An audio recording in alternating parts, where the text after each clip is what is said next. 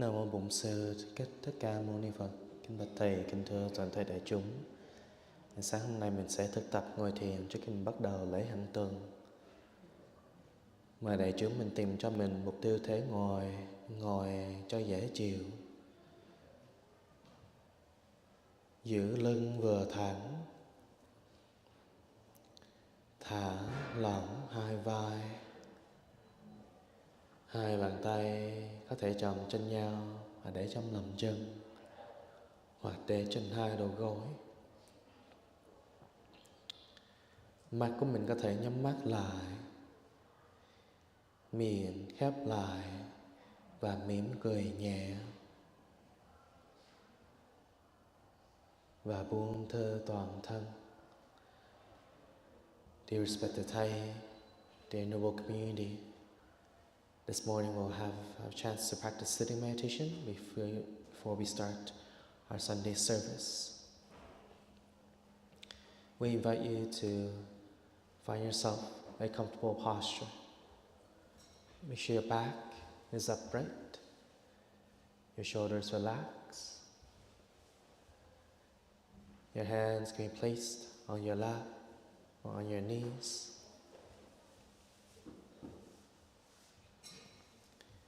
You would like to close your eyes. Keep a light smile on your face and relax your whole body.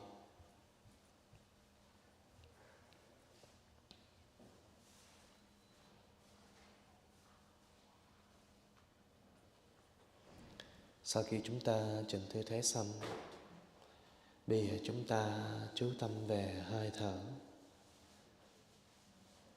Để ý những hơi thở ra vào. Thở vào, mình nhận biết đây là hơi thở vào. Thở ra, mình biết đây là hơi thở ra. Vào, ra. Mình thở tự nhiên và nhẹ nhàng, và mình không cần dồn ép hơi thở.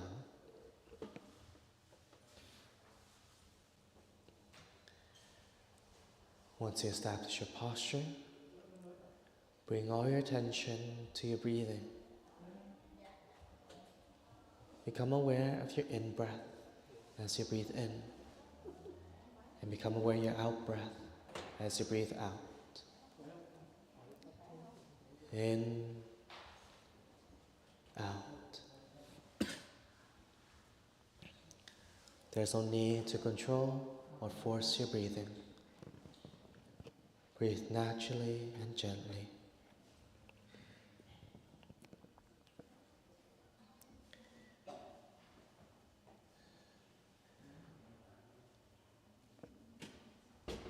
Mình sẽ bắt đầu với ngồi thiền bằng 3 tiếng chuông. We'll begin our session with 3 sounds of the bell.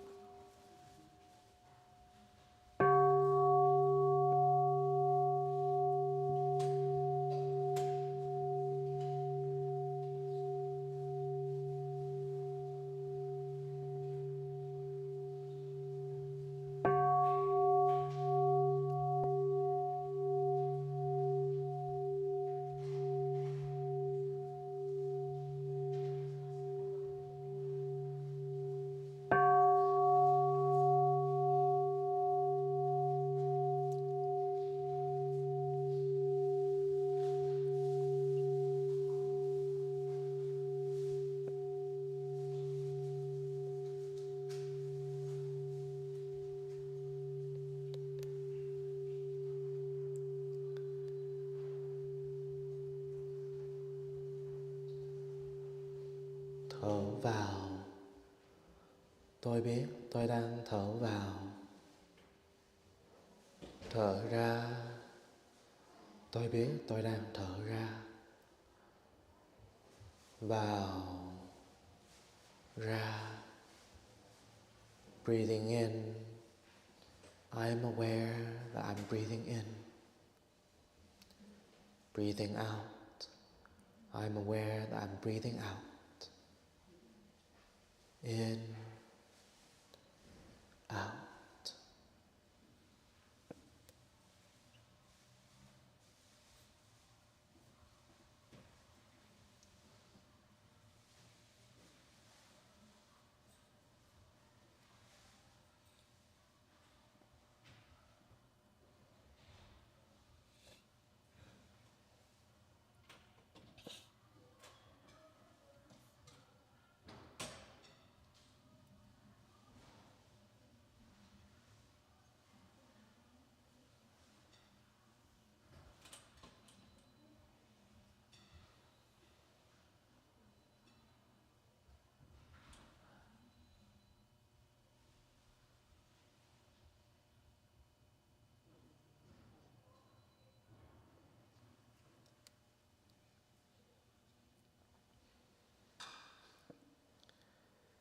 Thở vào, tôi thấy tôi là hoa.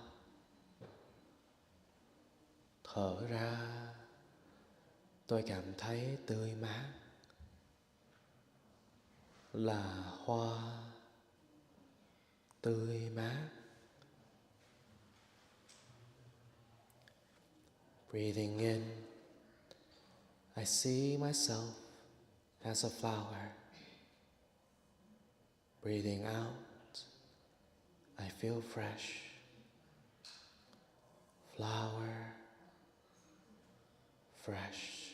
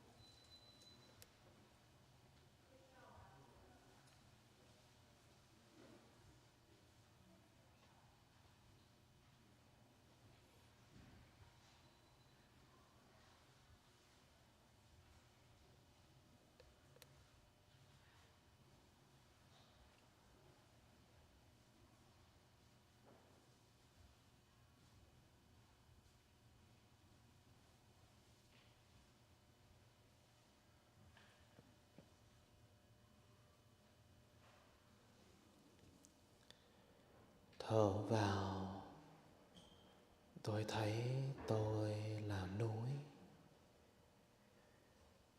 Thở ra, tôi cảm thấy vững vàng, là núi vững vàng. Breathing in, I see myself as a mountain. Breathing out, I feel solid. Mountain, solid.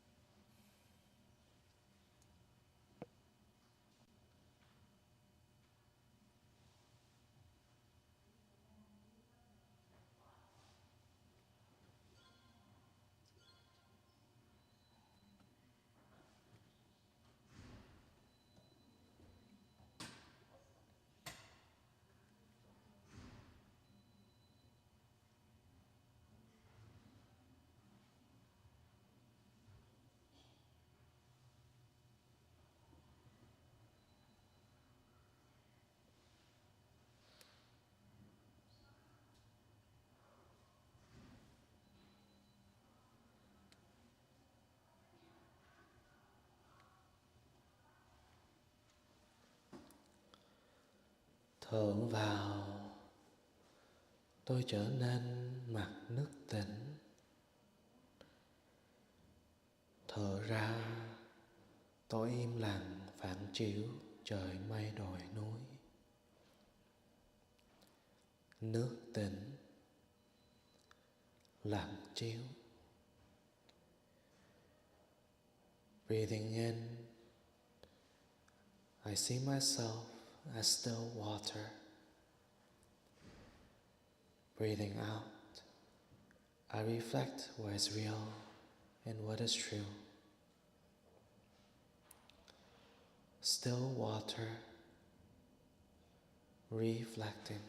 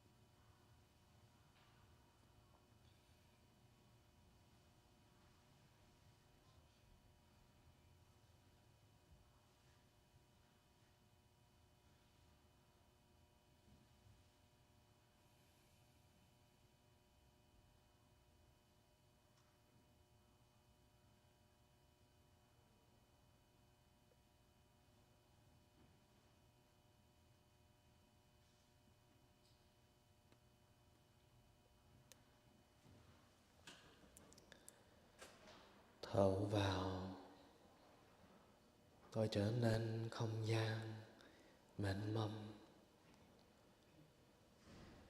Thở ra, tôi cảm thấy tự do thanh thang. Không gian thanh thang. Breathing in, I see myself as space. Breathing out, I feel free. Space, freedom.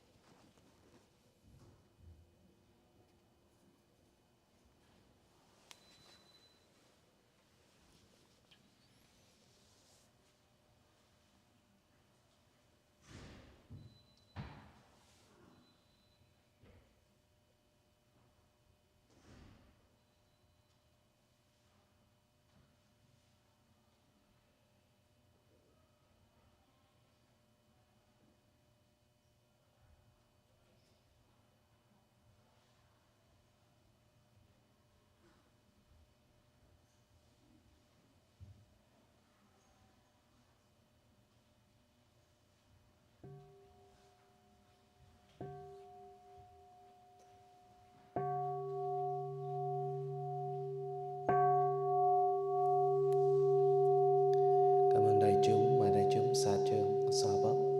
Please take some time to release and massage your legs. Và xin nhắc nhở đại chúng, vì nào có cell phone xin nhớ tắt cell phone hoặc chuyển qua chế độ room để giữ buổi lễ thanh tịnh và trang nghiêm. A reminder for those who have a cell phone, please make sure you have turned off your cell phone or switched it to vibrate mode so that we keep the atmosphere of the ceremony serene. Thank you.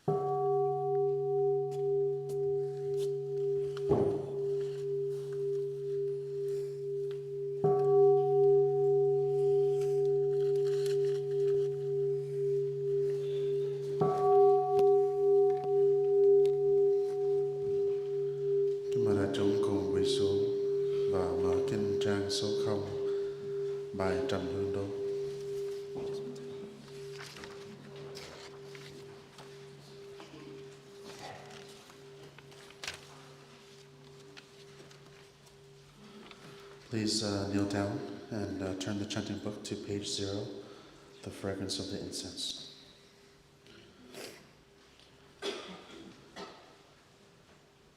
Trầm hương đông sông ngát nơi phương, nguyện nguyện kén đấng yêm tơ võ lượng, cầu cầu xin chứng tâm thành chúng con.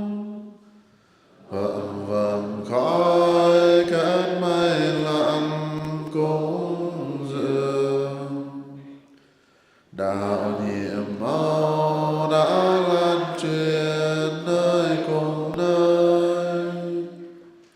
Nhờ chân lý chúng sanh đều thoát luân hồi, đồng quý kinh quỷ dưới đại sen, dân hóa thơm tinh khiết màu thắm tươi cành. Đại quang minh sáng huy hoàng trang nghiêm, hơn 10 phương điều ngự hào quang an lành.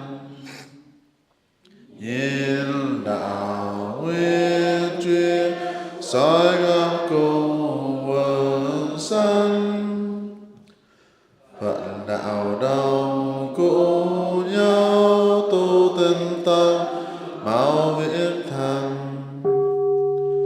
Nam mô Bổn Sư Thích Ca Mâu Ni Phật. Nam mô Bổn Sư Thích Ca Mâu Ni Phật.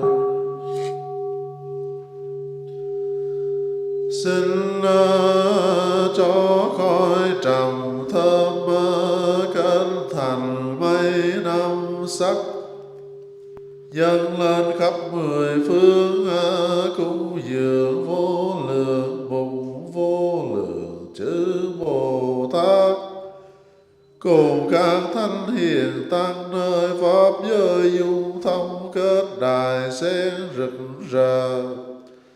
Nguyện làm kẻ đồng hành trên con đường giác ngộ, xin mọi loài chúng sanh từ bỏ cõi lãng quên, theo đường giới định tuệ quay về trong tỉnh thức. Hôm nay tất cả chúng con phụng đối trước Phật đài, chỉ thành dân hương cúng dường 3 ngôi vô thường, nhất tâm ôn tụng lời Phật dạy, quyết theo pháp Phật làm lành bảo đền công ơn hóa độ. Nguyện đem công đức lành này nguyện cho thế giới hòa bình, chúng sanh an lạc.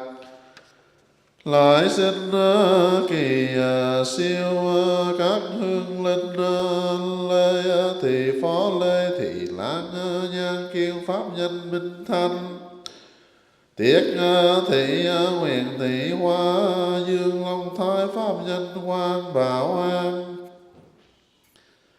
Vương Vĩnh Tranh, Pháp Nhân Minh Đạo, Huỳnh Ngọc Yến, Pháp Nhân Diệu Đăng, Trung Mỹ Châu, Trịnh Căn, Hoàng Lai Linh, Hoàng Thị Phính, Pháp Nhân Nguyễn Châu, Kiệt Văn Trung, Nguyện Thị Mùi, Pháp Nhân Quảng Hương, Nguyện Văn Sinh, Phạm Thị Sóc, Pháp Nhân Tịnh Hỷ, Nguyện Kim Lan, Pháp Nhân Thanh Trụ, nguyện các hương linh nương tựa tam bảo lực nghe kinh thính pháp liệu ngộ vô thường, cầu vãng sanh tịnh độ. Thưa nguyện kỳ an thịnh chư Phật tứ, nguyện thì điệp Pháp Nhân Thanh Hội Đoàn, thì Thủy Phường Pháp Nhân Diệu Mỹ Duy Ngọc, Quyền Pháp Nhân Diệu Hào, Vũ chu nhượng pháp danh Nguyễn Thái Đặng Ngọc Thông Mình phiên liên pháp danh Nhật Tiến Khu Thị Mùi Khu Cẩm Võ Đặng Văn Hệ pháp danh Thiện Từ Phan Thị Ngọc Mai pháp danh Diệu Trinh Phạm Thị Liên pháp danh Nhật Minh Võ Phi Philois Hoàng Hồng Phúc Hồng Thị Thiện pháp danh Diệu Tu Trần Ngọc Chiêu pháp danh Thiện Đức Lai Bội Như Mê Ghi Trịnh Bình Ngọc Văn Trần Thị Diệm Nguyễn Văn Hưng pháp danh Thiện Tâm Hoàng Vũ Thái pháp danh Nhuận Khương Hoàng Vũ Ti Phô Lê Bích Nguyện pháp danh Tâm Minh Nguyễn Văn Hưng pháp danh Thiện Tâm Nguyện chư Phật tử thân tâm an lạc bệnh tật tiêu trừ gia đạo bình an các tường như nguyện. Nguyện ngưỡng mong oai đức từ bi Quan Lâm đạo tràng chứng minh công đức. Nam mô Hương cúng dường Bồ Tát, Nam mô chứng minh sư Bồ Tát, Nam mô đạo tràng hội thượng Phật Bồ Tát.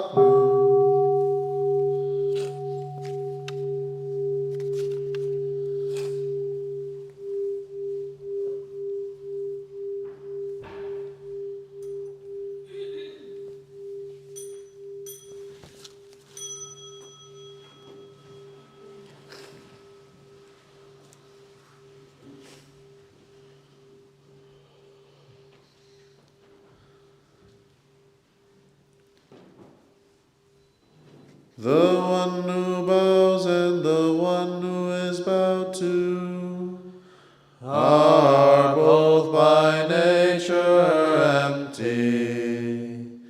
Therefore the communication between them is inexpressibly perfect. Our practice center is the net of Indra, reflecting all Buddhas everywhere.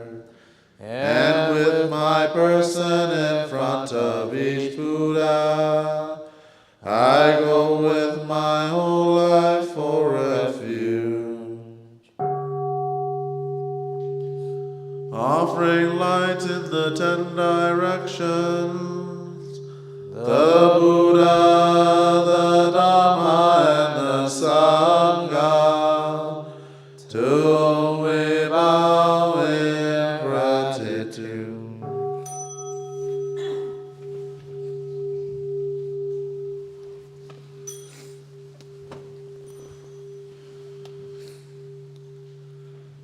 Teaching and living the way of awareness in the very midst of suffering and confusion. Shakyamuni Buddha, the fully enlightened one, to whom we bow in gratitude.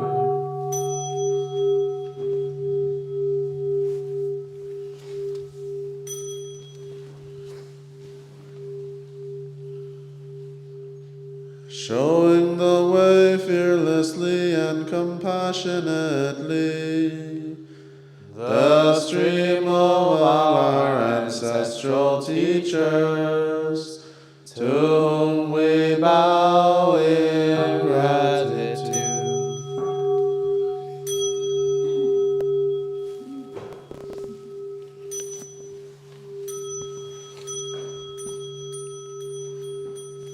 Marachong and Tao, please be seated.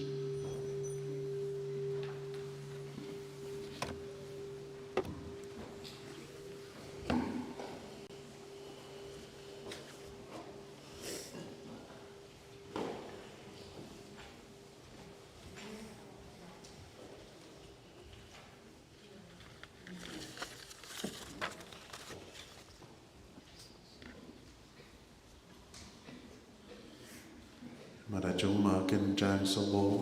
Please turn the chanting book to page 4.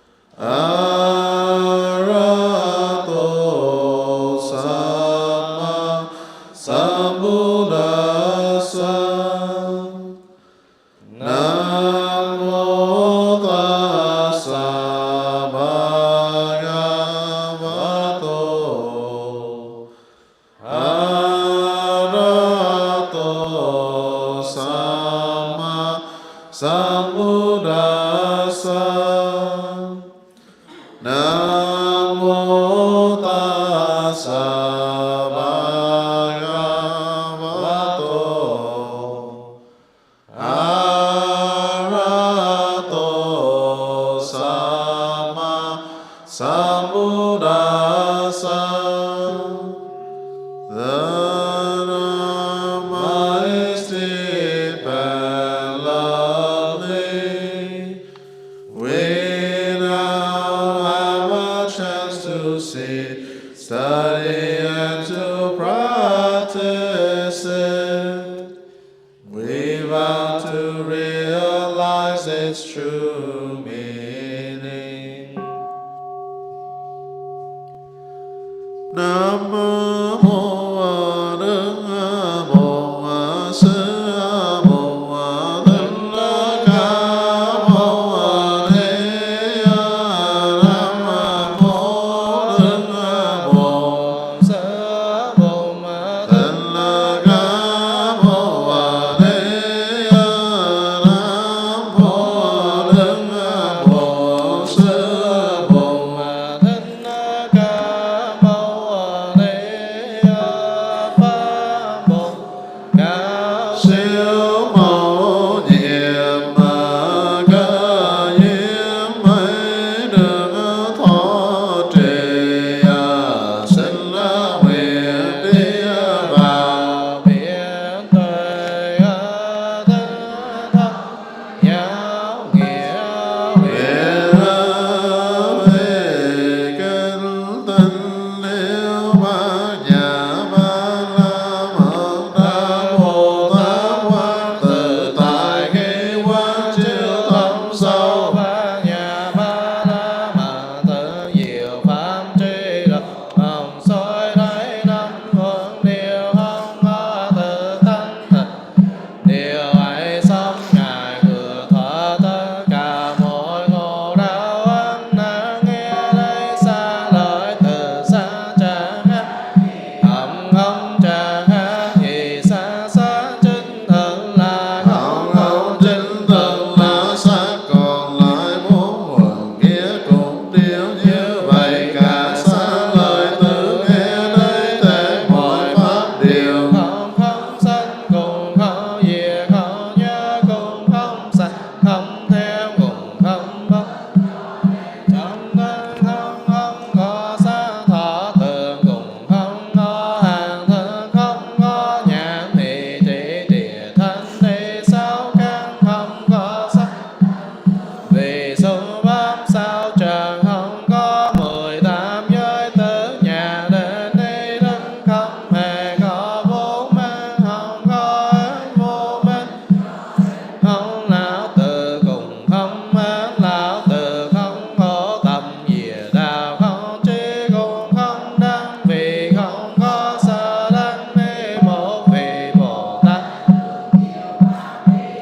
Bát nhã ba la mật thì nó không chướng ngại vì nó không chướng ngại nên không có sợ hãi. Xa lìa mỗi mộng tưởng xa lìa mỗi điên đạo đáng niết bàn tuyệt đối chư Bồ trong ba đời.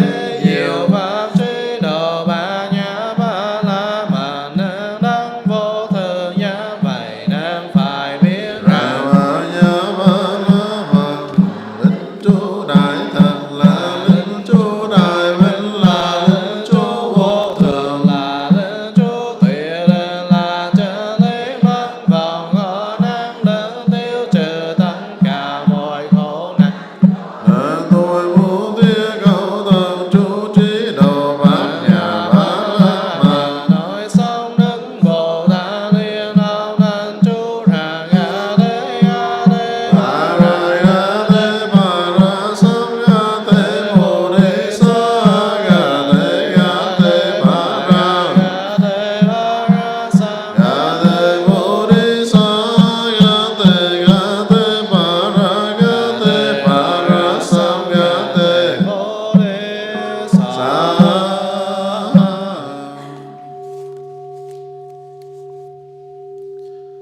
Xin đại chúng lắng lòng nghe kinh diệt trừ phiền giận. Đây là những điều tôi đã được nghe hồi buộc còn cư trú trong tu viện cấp cô độc rừng Thắng Lâm tại thành Xá Vệ. Hôm ấy, tôn giả Xá Lợi Phất nói với các vị khất sĩ: Này các bạn đồng tu, hôm nay tôi muốn chia sẻ với các vị về 5 phương pháp diệt trừ phiền giận. Xin các bạn lắng nghe và chiêm nghiệm. Các vị khất sĩ vâng lời và lắng nghe. Tôn giả Xá Lợi Phất nói: 5 phương pháp diệt trừ phiền giận ấy là những phương pháp nào? Đây là phương pháp thứ nhất này các bạn. Nếu có một ai đó mà hành động không dễ thương, nhưng lời nói là dễ thương, thì nếu là kẻ trí mà mình lại sinh tâm phiền giận người đó, thì mình phải nên biết cách quán chiếu để trừ bỏ phiền giận ấy đi. Này các bạn tu, ví dụ có một vị khất sĩ tu theo hành A Lăng Nhã, ưa mặc y phấn tảo, một hôm đi qua một đống rác bẩn có phân, nước tiểu, nước mủ và các thức dơ giấy khác. Trông thấy một tấm vải còn lành lặn, vị ấy dùng tay trái cầm miếng vải lên và lấy tay phải căng nó ra. Thấy miếng vải chưa bị rách, thủng mà cũng không bị phân, nước tiểu, nước mủ và các chất dơ bẩn khác dính vào, vị ấy liền xếp miếng vải lại, cất lấy, đem về nhà để giặt sạch và may chung với các tấm vải khác làm y phấn tảo. Cũng như thế, này các bạn tu, khi có một người mà hành động không dễ thương, nhưng lời nói còn dễ thương, thì hãy đừng để tâm nghĩ tới hành động của người ấy, mà chỉ nên chú ý tới lời nói của dễ thương của người ấy, để có thể dứt trừ sự phiền giận của mình. Người có trí phải nên thực tập như vậy. Đây là phương pháp thứ hai này các bạn. Nếu có một ai đó mà lời nói không dễ thương, nhưng hành động lại dễ thương, thì nếu là kẻ trí mà mình lại sinh tâm phiền giận người đó, thì mình phải nên biết cách quán chiếu để trừ bỏ phiền giận ấy đi. Này các bạn tu, ví dụ như cách thôn xóm không xa có một hồ nước sâu, nhưng mặt nước lại bị rêu cỏ che lấp. Lúc bấy giờ có một người đi tới gần hồ, tự thân đang bị sự đói khát và nóng bức hành hạ. Người ấy cởi áo để trên bờ hồ, nhảy xuống, dùng 2 cánh tay khoác rêu cỏ ra và khoan khoái mặc tình tắm rửa và uống nước mất dưới hồ. Cũng như thế, này các bạn tu, khi có một người mà lời nói không dễ thương, nhưng hành động lại dễ thương, thì ta hãy đừng để tâm nghĩ tới lời nói của người ấy, mà chỉ nên chú ý tới hành động dễ thương của người ấy thôi, để có thể dứt trừ sự phiền giận của mình. Người có trí phải nên thực tập như vậy. Đây là phương pháp thứ ba này các bạn. Nếu có một ai đó mà hành động không dễ thương, lời nói không dễ thương, nhưng trong tâm vẫn còn có chút dễ thương, thì nếu là kẻ trí mà mình lại sinh tâm phiền giận người đó, thì mình phải nên tìm cách quán chiếu để trừ bỏ phiền giận ấy đi. Này các bạn tu, ví dụ có một người đi tới một ngã tư kia, kiệt sức, khát nước, thiếu thốn, nóng bức và phiền muộn. Tại ngã tư ấy có một vết trân trâu, trong ấy còn đọng lại một ít nước mưa. Vị này nghĩ, mặc dù nước trong vết trân trâu ở ngã tư đường này rất ít, nhưng nếu ta dùng tay hoặc lá cây để lấy, thì rất có thể ta sẽ quấy cho nó đục ngầu lên và sẽ không uống được. Do đó sẽ không thể trừ bỏ được sự khát nước, thiếu thốn, nóng bức và phiền muộn trong ta. Vậy ta hãy quỳ xuống, tay và đầu gối áp sát đất, dùng miệng mà uống nước trực tiếp. Người ấy liền quỳ dài xuống, tay và đầu gối áp sát đất, đưa miệng vào vết trân trâu mà uống. Cũng vậy, này các bạn tu, khi thấy một ai đó mà hành động không dễ thương và lời nói cũng không dễ thương, nhưng trong tâm vẫn còn có chút dễ thương, thì ta hãy đừng nên để tâm nghĩ tới hành động và lời nói không dễ thương của người ấy, mà hãy nên chú ý tới chút ít dễ thương còn có trong tâm người ấy thôi, để có thể dứt trừ được phiền giận của mình. Người có trí phải nên thực tập như vậy. Đây là phương pháp thứ tư này các bạn. Nếu có một ai đó mà hành động không dễ thương, lời nói không dễ thương, mà trong tâm cũng không còn một chút gì gọi là dễ thương, thì nếu là kẻ trí mà mình lại sinh tâm phiền giận kẻ đó, thì mình phải nên tìm cách quán chiếu để trừ bỏ phiền giận ấy đi. Này các bạn tu, ví dụ như có một kẻ đi xa được nửa con đường dài thì bị bệnh, khốn đốn, héo hắt, cô độc, không bạn đồng tu. Thôn xóm phía sau đã lìa bỏ lâu rồi, mà thôn xóm phía trước cũng còn cách đó rất xa. Kẻ ấy đang lâm vào tình trạng tuyệt vọng, biết mình sẽ chết ở dọc đường. Trong lúc ấy, có một người khác đi tới, thấy được tình trạng này, liền ra tay cứu giúp. Người ấy dìu kẻ kia tới được thôn ấp phía trước, chăm sóc, chữa trị và chu toàn cả về thuốc thang lẫn thực phẩm. Nhờ sự giúp đỡ ấy mà kẻ kia thoát nạn. Sở dĩ kẻ kia thoát nạn là nhờ ở lòng thương xót và lân mẫn của người này. Cũng như thế này các bạn tu, khi thấy một ai đó mà hành động không dễ thương, lời nói không dễ thương, mà trong tâm cũng không còn lại một chút gì có thể gọi là dễ thương hết, thì ta phải phát khởi tâm niệm này. Một người mà hành động không dễ thương, lời nói không dễ thương, mà tâm ý cũng không dễ thương, là một người rất đau khổ. Người này chắc chắn đang đi về những nẻo đường xấu ác cực kỳ. Nếu không gặp được thiện tri thức, thì người ấy sẽ không có cơ hội chuyển hóa và đi về các nẻo đường hạnh phúc. Nghĩ như thế, ta mở được lòng thương xót và lắng mẫn, diệt trừ được phiền giận của ta và giúp được cho kẻ kia. Người có trí phải nên thực tập như thế. Đây là phương pháp thứ 5 này các bạn. Nếu có một ai đó mà hành động dễ thương, lời nói cũng dễ thương, mà tâm ý cũng dễ thương, thì nếu là kẻ trí mà mình lại sinh tâm phiền giận hoặc ganh ghét với kẻ đó, thì mình phải nên tìm cách quán chiếu để trừ bỏ phiền giận ấy đi. Này các bạn tu, ví dụ cách ngoài thôn xóm không xa có một cái hồ thật đẹp. Nước hồ đã trong lại ngọt, đáy hồ sâu mà bằng phẳng, bờ hồ đầy nhạt đàn, có xanh mọc sát quanh hồ, bốn phía cây cối xanh tươi cho nhiều bóng mát. Có một kẻ kia đi tới bên hồ khát nước, phiền muộn, nóng bức, mồ hôi nhễ nhại. Người ấy cởi áo để trên bờ hồ nhảy xuống, khoan khoái mặc tình tắm rửa và uống nước. Tất cả những chuyện nóng bức, khát nước và phiền muộn đồng thời tiêu tan hết. Cũng vậy, này các bạn tu, khi thấy một người mà hành động dễ thương, lời nói dễ thương, mà tâm địa cũng dễ thương, thì ta hãy nên nhận diện tất cả những dễ thương của người ấy và cả ba mặt thân, khẩu và ý, mà đừng để sự phiền giận hoặc ganh ghét xâm chiếm ta. Nếu không biết sống hạnh phúc với một người tươi mát như thế, thì mình thực không phải là một người có trí tuệ. Này các bạn tu, tôi đã chia sẻ với quý vị về 5 phương pháp diệt trừ phiền giận. Sau khi nghe tôn giả Xá Lợi Phất nói, các vị khất sĩ vui mừng tiếp nhận và hành trì theo. Discourse on the 5 ways of putting an end to anger. I heard these words of the Buddha one time when he was staying in the Andapittika monastery in the Jeta Grove near the town of Shavasti.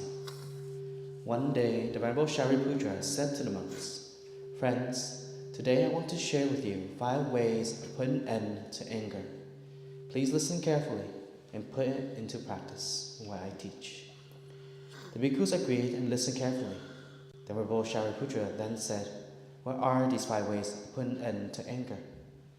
This is the first way, my friends.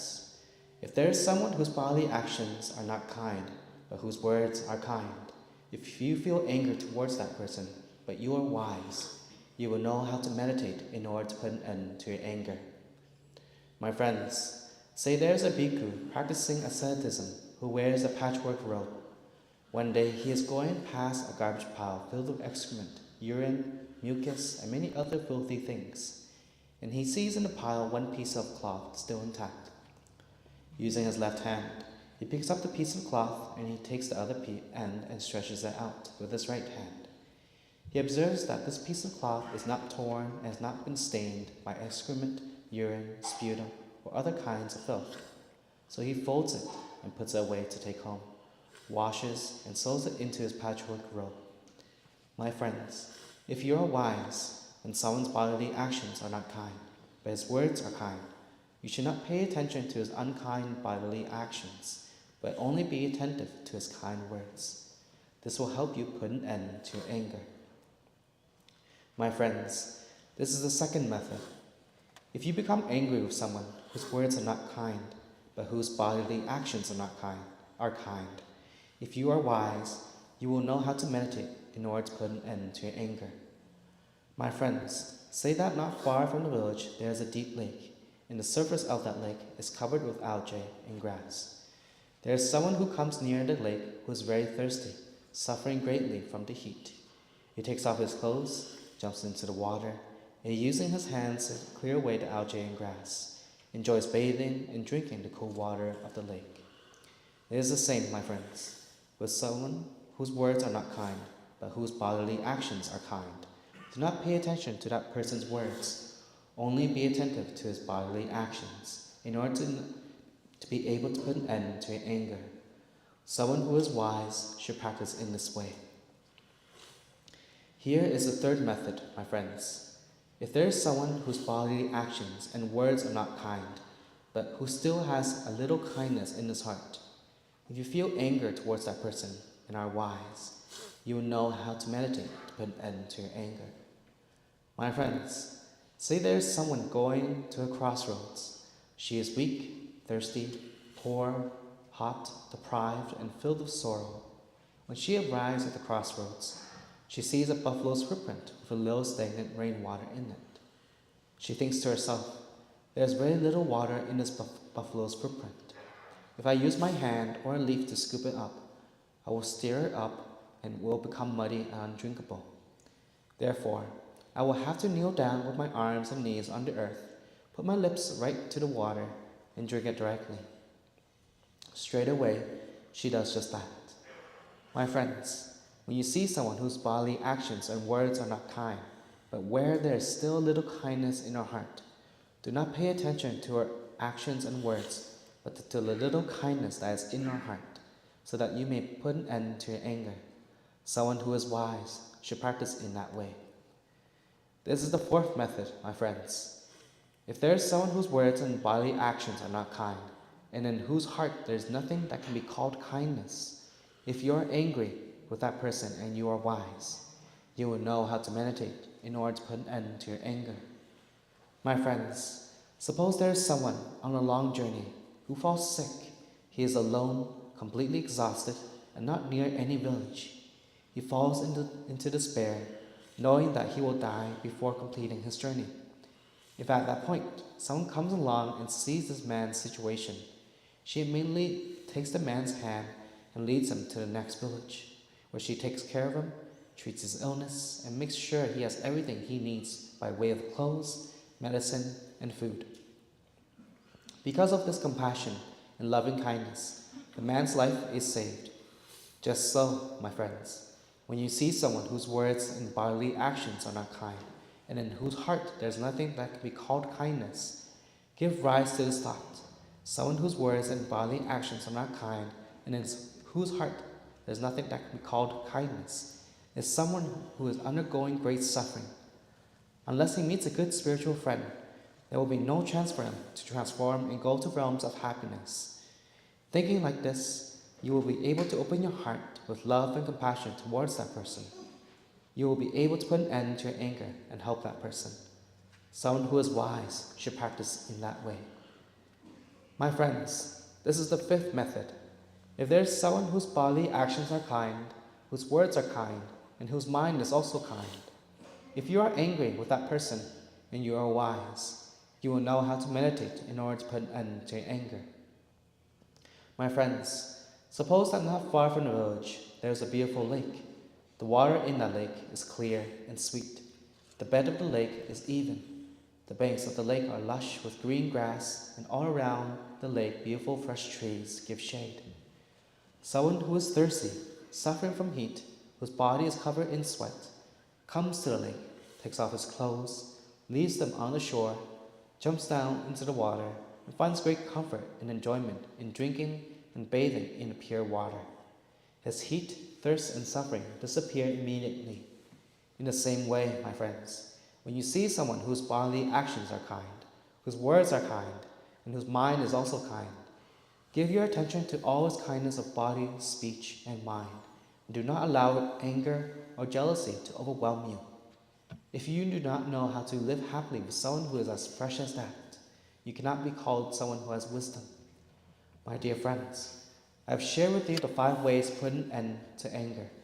When the bhikkhus heard the Venerable Shariputra's words, they were happy to receive them and put them into practice.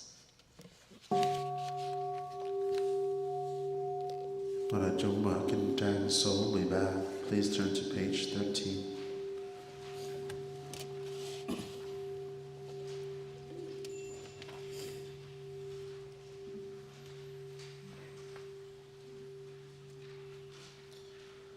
Hướng về kính lại Đức Như Lai, hải đăng chiếu soi biệt trần khổ, sẽ nâng từ bi son thư nhiễm thọ chúng con hôm nay cả thiên nguyện quay về để từ chúng con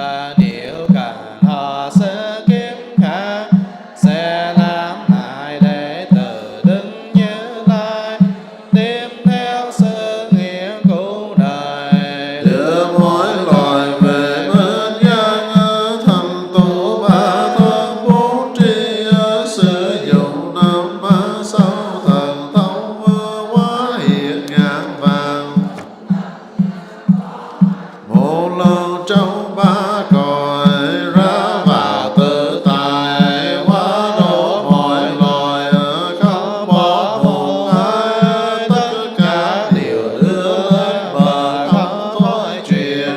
Thế giới vô tận nghĩa chính nào, Địa ngục vô tận nguyện có cùng thế, sẽ là vô tận. con ái xin lại bổn phát nguyên, tu trì công đức, chia sẻ với muôn loài hữu tình, Để báo đức trọn vẹn vô ân và giao hoa khắp nơi trong ba cõi, sẽ nguyện cùng tất cả mọi loài chúng sanh hoàn thành tuệ. giảng lớn. Và đại chúng mở kinh trang số 22. Please turn to page 22.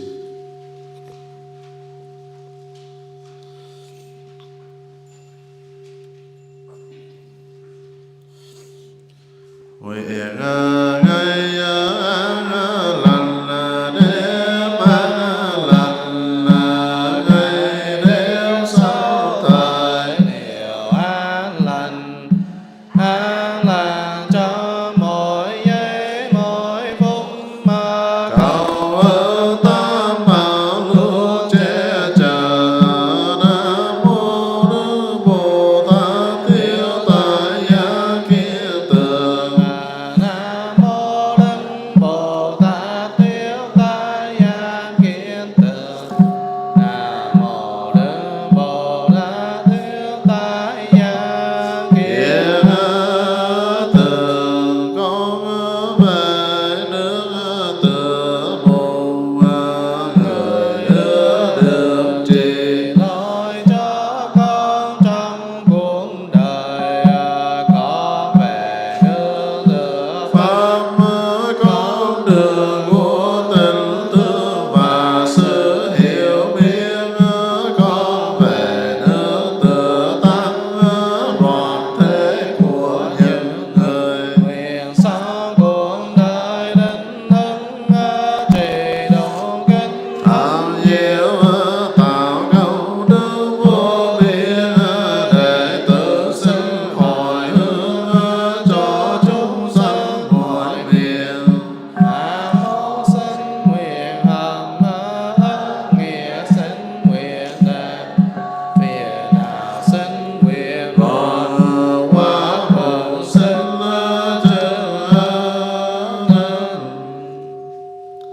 Và đại chúng xả chân trước khi mình đứng lên. Please release your legs and massage before we stand up.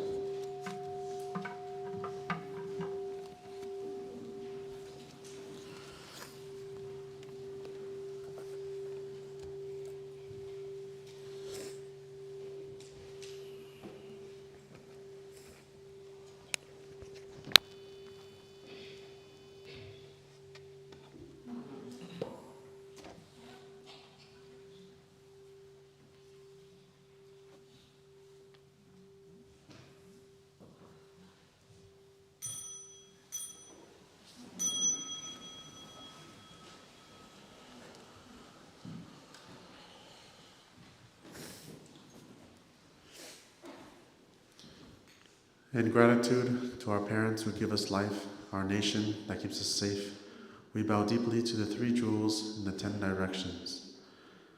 Đệ tử chúng con nhân cha mẹ sanh thành quốc dân bảo hộ, cúi đầu kính lễ tam bảo thường trụ trong 10 phương.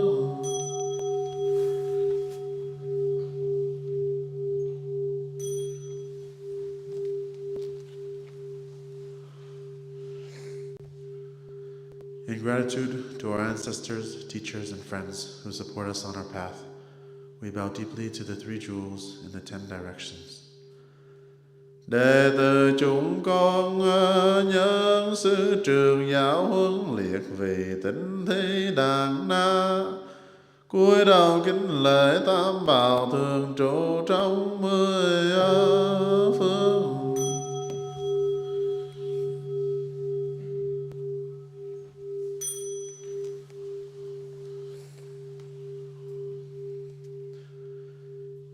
In gratitude to all living beings in the animal, plant, and mineral worlds, we bow deeply to the three jewels in the 10 directions.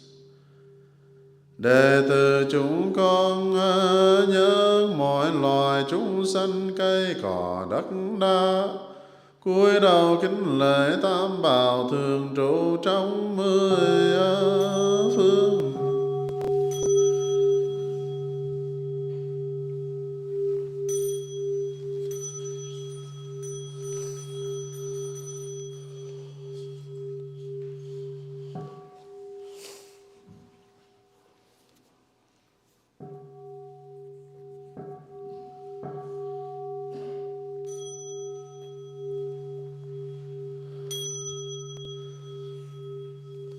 Mời đại chúng an tọa. Please be seated.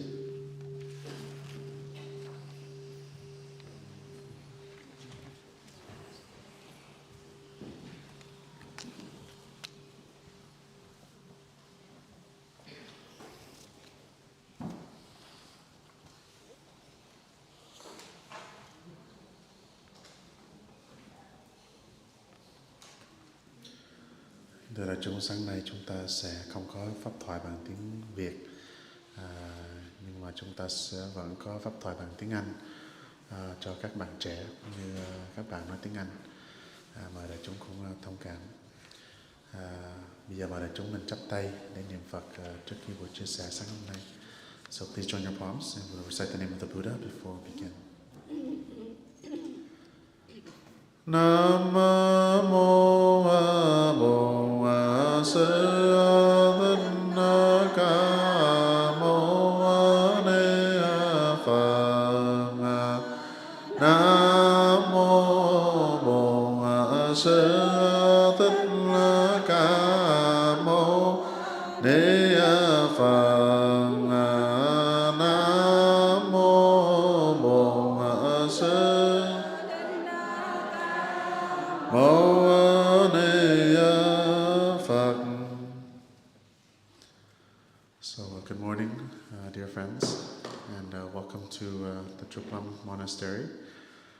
Today is the 3rd of November in the year 2024, and we're in our regular Sunday service. How's everyone doing this morning?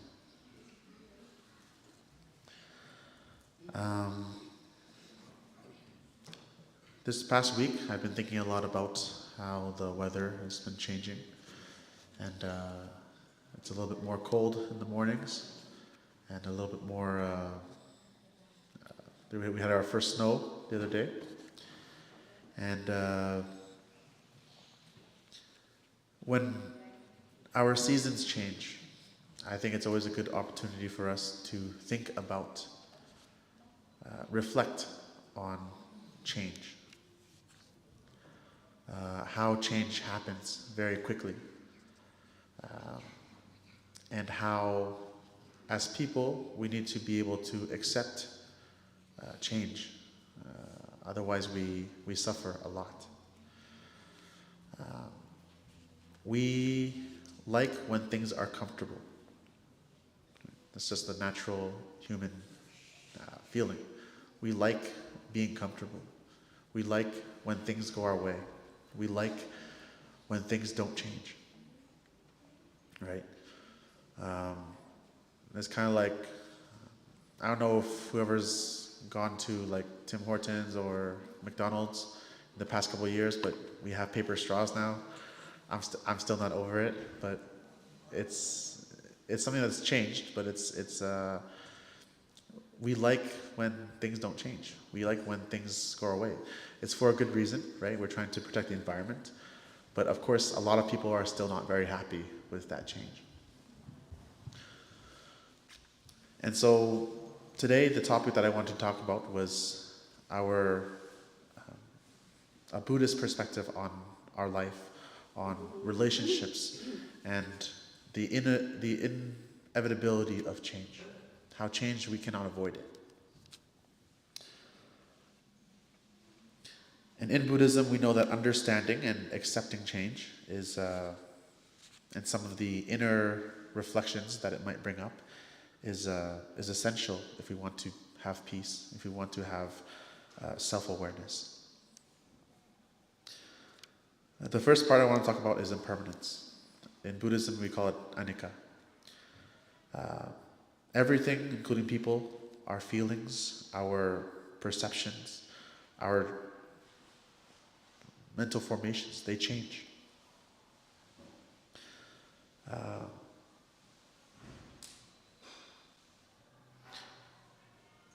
Everything in our lives, not just external conditions, but also our emotions, our self-perception, the way that we view ourselves.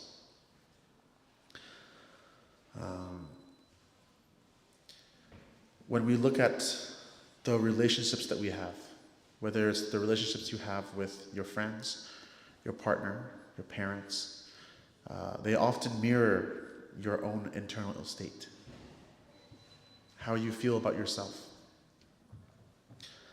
And our feelings are often, they can often act as a projection of revealing something about our own self, our own nature. Whether it's acceptance, whether it's fear, whether it's desires that we might have. In Buddhism, there's a common quote that all conditioned things are impermanent. Everything that has a condition is impermanent. For example, this building is an example I often use. This building is made up of many conditioned things. Building materials like wood, metal, plastic. These are all things that are conditioned. So they exist because of other things. And because they exist because of other things, one day it gets broken down, right? Whether it's in 20, 30, 40, 50 years, right? Eventually things start breaking down and you have to replace it. So everything that has a condition is impermanent. And so when we think about impermanence, we should remind ourselves that expecting ourselves and expecting others to always be the same, right? It's a form of clinging. It's a form of craving. It's a form of attachment that disrupts the natural flow of life. It's like if the weather is changing into winter, we say, why are you changing? I say, why is it so cold here? Or it's like, why does it have to be cold? Why do the leaves have to fall? Why does it have to snow? It's the season, right? That's just a part of life. Even with ourself, our own internal weather often changes. Some days you're very happy, some days you're very sad.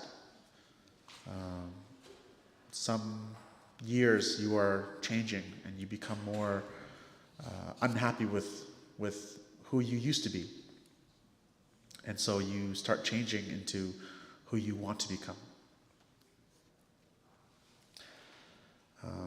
Sometimes this can kind of hurt us, especially if maybe our friend or our partner or our parents, our children, they're changing. We don't like it. Because why? Because we're comfortable with how things were. But if we love someone, if we consider them someone that we love, we should learn to accept that change, right?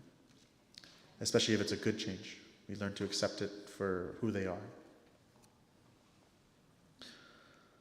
The second part I want to talk about is the suffering caused by our attachment to people and that self-perception.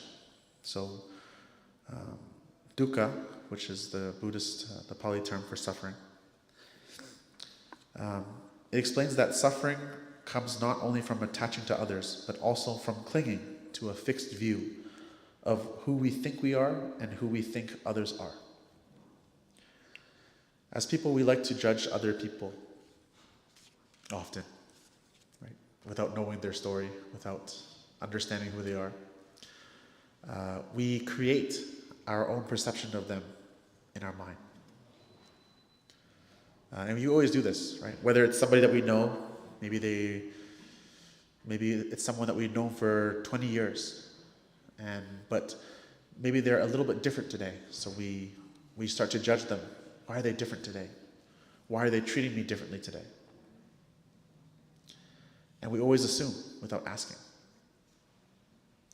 Or maybe it's someone that you met off the street, like it's someone that's homeless, and you don't talk to them, but you just make up your own story in your head. Oh, they're probably homeless because they did drugs and they didn't really care about their life.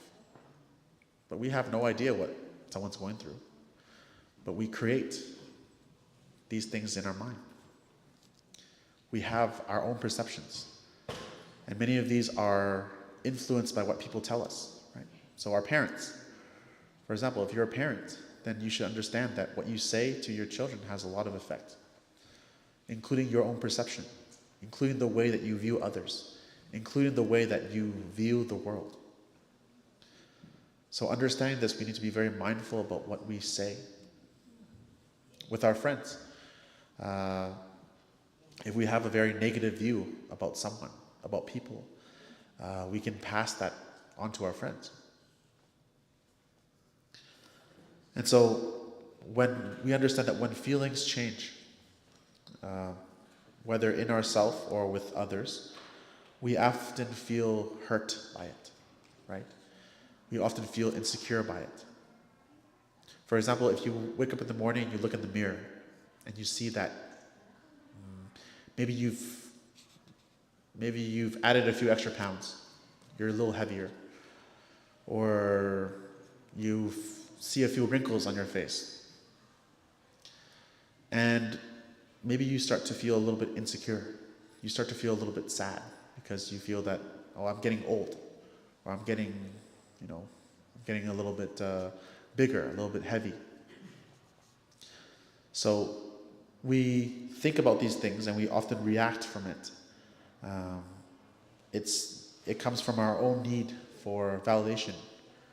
We want to feel beautiful, right? We want to feel young. We want to feel youthful. And many people will continue to do this by, getting surgery, editing their photos, doing many things that help them appear more younger. There's nothing wrong with that. It's fine. But at some point or another, we have to accept that that is our reality. And there's no amount of skincare or photo editing that can save you from aging. This is a reality of life. So the more that we can accept that change, accept that we are older, accept that we are not as young, we're not as strong as we used to be, right? The more that we can be happier with ourselves, the more graceful we can be with ourselves in our own process, in our own aging.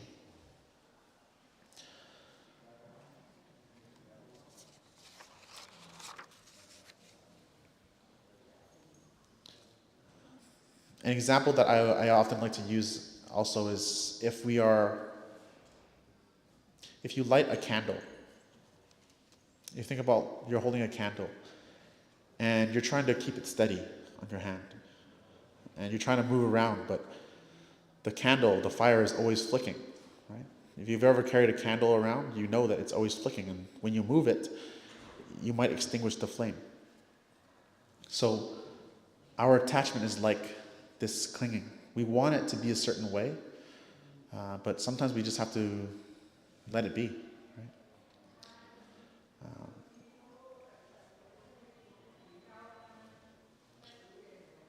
When we are attached to certain relationships, for example, if you ask yourself why your partner is changing, or if you ask yourself why your friend is changing, sometimes there's no answer for you. Sometimes people just change. Right? Even in my own experience, I've seen people, even in the past 5-6 years, I've seen people who have gotten into committed relationships and have fallen out of them in the span of 5 years. I've seen people who have been married for 10, 15 years, and one day they wake up and it's over. And this is how life is sometimes, right? But as people, we have to be brave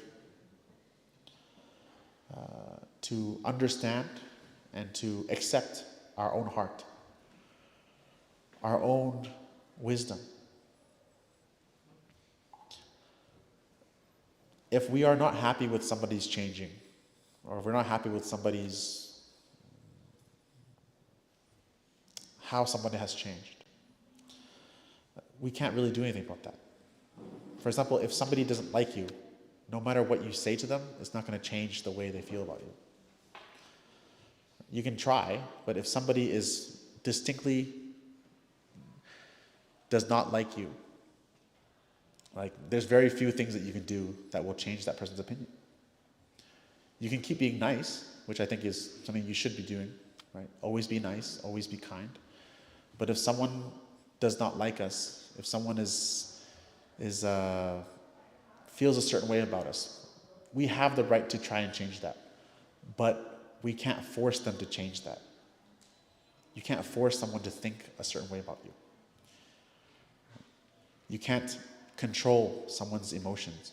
You can't control someone's feelings. So, people often ask, if you can't do this, then what should we do? Right? And the answer is simply just to be kind. Just to be the best, as cliche as that sounds, be the best that you can be. Be the best you that you can be. Be someone that you like spending time with. Be the friend that you want. Be the partner that you want. Right? Be the child that you want. But don't expect others to feel a certain way. And remember that you can't control anyone's feelings. So don't stress out over it. Don't be sad over it. Well, why doesn't that person like me? Why doesn't that person respect me? Why doesn't that person...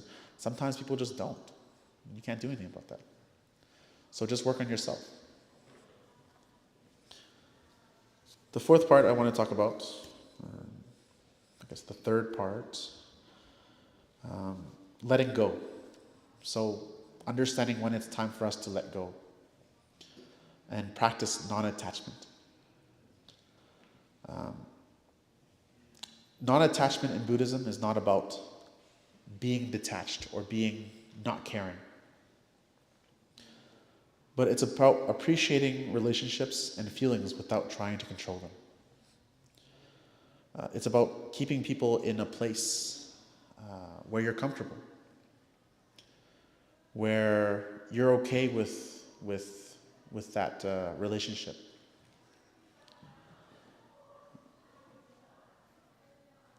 When the way that we react to how others change is usually, it often reveals the areas of our life where we're holding on very tightly.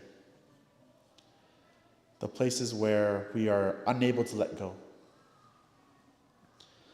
So understanding this is understanding that freedom, being free, it means letting go of this. It's letting go of our expectations. Letting go of our clinging. Letting go of our desire. And this is a lot harder to do than saying, I can say it to you right now, but even I have difficulty doing this. Right?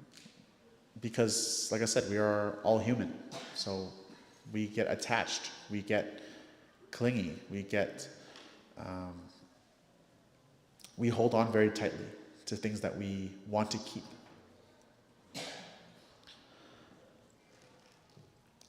But a way that we can practice letting go is by practicing our mindfulness. Being mindful of the way that we live. Being mindful of our feelings. Being mindful of our emotions. Sometimes when we are upset or you're angry, you don't know you're angry. Or sometimes you're sad and you don't know you're sad. Or sometimes you're happy and you don't know you're happy. You don't look deeply into your emotions.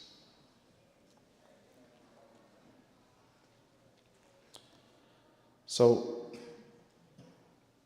even in this moment, I hope that everyone can take a minute to think about a time that you were hurt by someone's feelings, or someone's changing feelings, or someone's behavior. And when you do this, I want you to think about, and I encourage you to consider if your own feelings, or your own insecurities, or your own doubt played a role in that suffering. And usually you'll see that it does. Right? The fourth part I want to discuss is embracing the change in ourselves and deepening our self-understanding. Wisdom is something that is essential in recognizing that clinging to others' emotions or a self-image only creates suffering.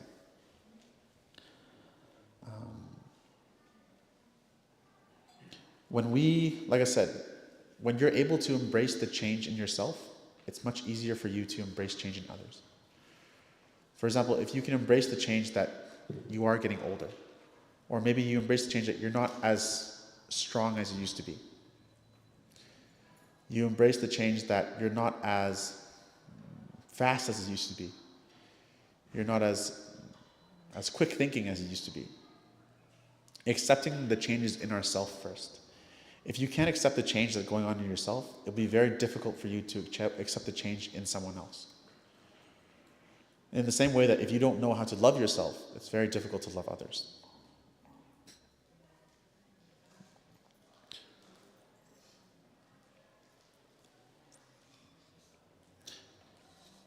Accepting change here means that we understand that we are always changing in every moment. In every moment of the world, things are changing. In every second, there's cells in our body that are dying and being reborn. And our practice of mindfulness encourages us to listen to ourselves, to listen to our body, to listen to our mind. Understanding when we need a break, when we need to rest.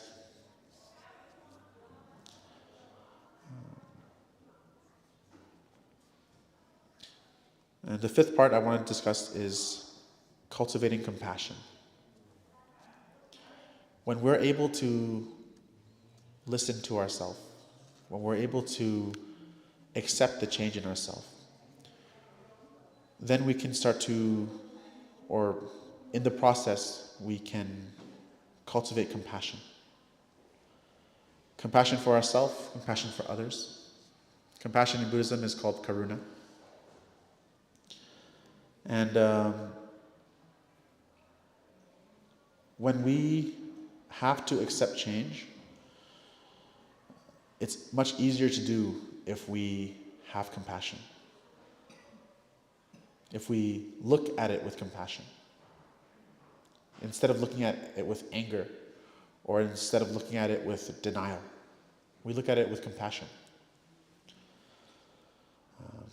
Being compassionate means that you allow space for yourself, for ourselves to grow. You allow the space for you to change. You allow yourself to go through the different phases without judgment.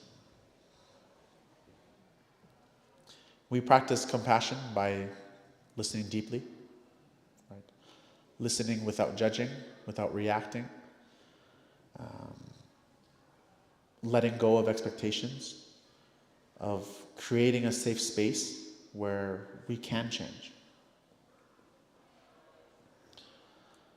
And so these 5 things that I talked about are things that can help us to be happier. Happier with change. Happier with impermanence. Instead of being upset, instead of being angry, or instead of trying to relive the past.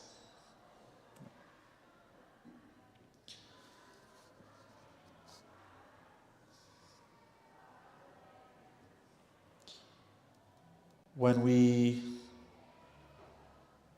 look at impermanence in our relationships and our self-perception and our suffering from our attachments and the peace found in releasing these things,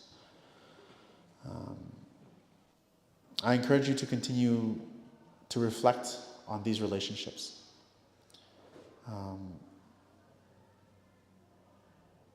Or the phases of your relationship or the phases of your life that have been challenging. Or understanding, looking back at your own life first before judging or before reacting to the lives of people that you love.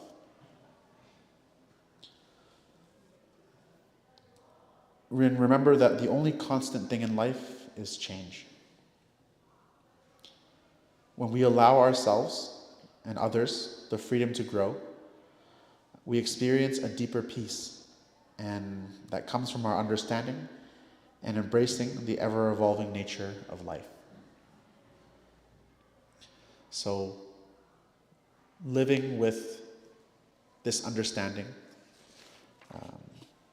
understanding impermanence, understanding the suffering caused by attachment, letting go, embracing change, cultivating compassion. These are things that we can practice in our life. These are things that we can look back on in our life so that when things change and when things don't go our way and when things, when we find it challenging to accept when something is changing, knowing these things, it'll be a lot easier for us to accept it. And knowing these things, it'll be a lot easier for us to understand. Sometimes when things change, we don't understand it. But you'll find that even if you don't understand something, you have to accept it. For example, if you have a friend that doesn't want to be your friend anymore, you will try to rationalize and you'll try to understand why they don't want to be your friend anymore. But sometimes you don't understand it, but you have to accept it. Or if you have a partner, right? If you have a partner that doesn't love you anymore, and you find a way to keep them back, you find a way to understand why they're feeling that way, and sometimes you don't understand. It's beyond your understanding. But you have to accept it because that's what they want. That's what they choose. And so, like I said, we can't control how people feel. And the more that we understand that, the more that we are in tune with that, the less you'll suffer. The less that you will, the less pain you'll feel when it inevitably happens. This isn't to say that you should not trust in your relationships, but like I said, you should just work on yourself, right?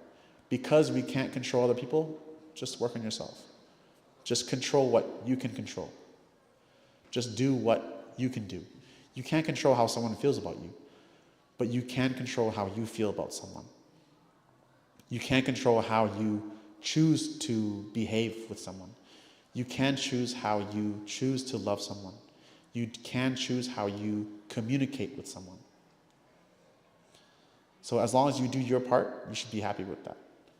Because at the end of the day, you can't control how someone else feels. So we should stop stressing over it. We should stop worrying about it. We should stop clinging onto it. Because that just creates more suffering for us, and it doesn't do any good in the long term. So this is a little bit of what I wanted to share with you this morning. So thank you for your practice and your listening. And I invite you to release your legs before we stand up. Và để chúng mình xả chân trước khi mình đứng lên.